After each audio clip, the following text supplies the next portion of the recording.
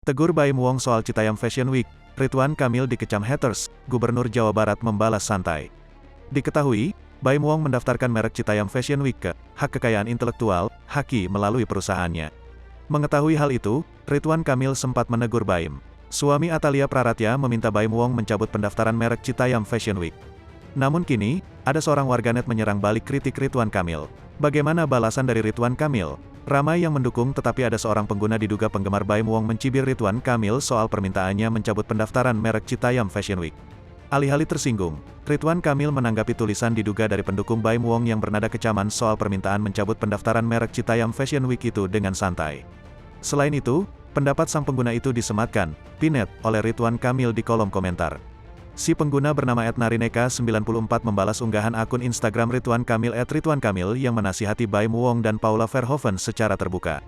Seakan tidak terima, dia mempertanyakan pernyataan Ridwan Kamil yang justru makin memojokkan Baim Wong dan Paula Verhoeven. Kenapa semua harus disampaikan di media? Mbok Japri, kan bisa. Jangan membuat wadah untuk menghujat orang. Okelah kalau Kak Baim salah diingatkan, tapi jangan gembor-gembor beginilah.